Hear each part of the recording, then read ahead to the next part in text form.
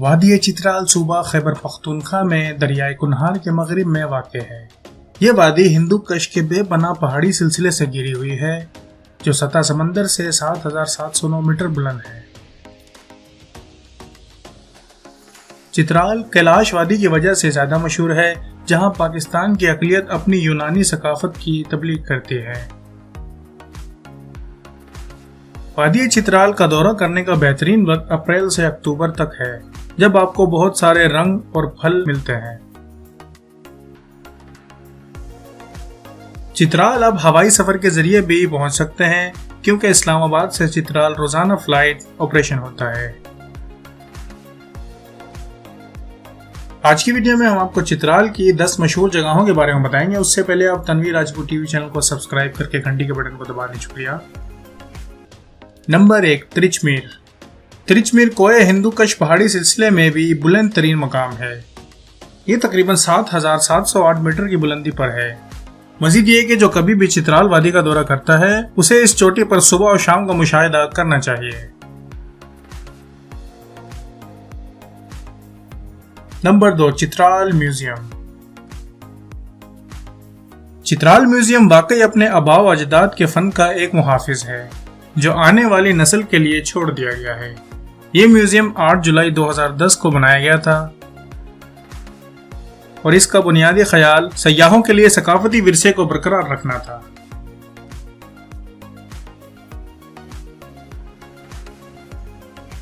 اس museum کو 2 مختلف حصوں میں تقسیم کیا گیا ہے، جو کہ ایتھنولوجیکل گیلری اور کیلاش گیلری ہے۔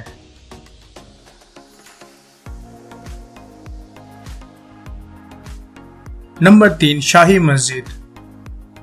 شاہی مسجد شاندار فن تعمیر کا ایک نمونہ ہے۔ شاہی مسجد شجاع الملک نے 1924 میں تعمیر کروائی تھی۔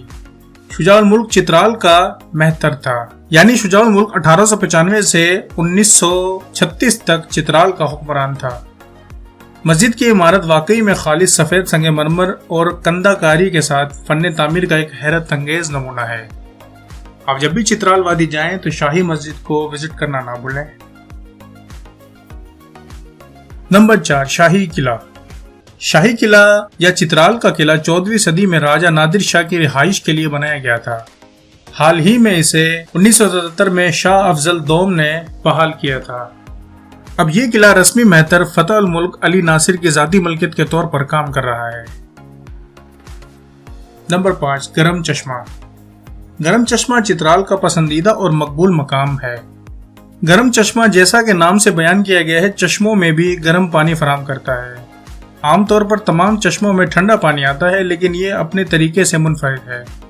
چترال کے شمال میں تقریباً 45 میل کے فاصلے پر گرم چشمہ واقع ہے، جہاں تک پہنچنے کے لیے جیپ کی سواری کرنی پڑتی ہے۔ نمبر 6، برمگلش۔ برمگلش چترال کے مشہور موسم گرما کے تفریحی مقامات میں سے ایک ہے۔ چترال سے تقریباً 15 کلومیٹر کے فاصلے پر واقع ہے۔ ٹورسٹ دونوں موسموں میں اس جگہ کو دیکھنے کو ترجیح دیتے ہیں۔ گرمیوں میں یہ ریزورٹ پیرا گلائیڈنگ کے لیے اور سردیوں میں اسکیئنگ کے لیے بہترین مقام ہے۔ نمبر 7، ایون وادی۔ چترال میں دریائے چترال کے ساتھ ایک اور وادی ہے جسے ایون وادی کہتے ہیں۔ چترال میں پکنک کا ایک بہترین مقام جو کہ بے پناہ چوٹیوں سے گھرا ہوا ہے اور گھاس اور زمین کے ساتھ دریائے چترال کے درمیان میں آپ کی روح کو سکون فراہم کرنے کے لیے ایک بہترین مقام ہے۔ Number 8، Shandur polo ground. وادی چترال سے تقریباً 4 گھنٹے کی مسافت پر مشہور شندور پولو گراؤنڈ موجود ہے، جو ہر سال پولو کے بین الاقوامی اور قومی میچوں کی میزبانی کرتا ہے۔ پولو وادی چترال کے مقبول ترین کھیلوں میں سے ایک ہے۔ شندور پولو گراؤنڈ کو دنیا کا بلند ترین پولو گراؤنڈ بھی سمجھا جاتا ہے۔ Number 9، Kailash valley. چترال ضلع کی سب سے مشہور وادی کیلاش وادی ہے، جو یونانی افسانوں کے لیے مشہور ہے۔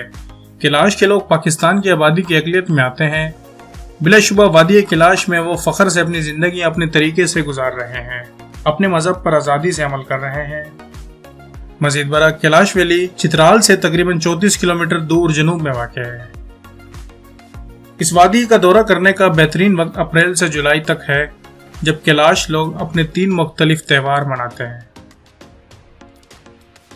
نمبر 10 کوغازی اور گولین۔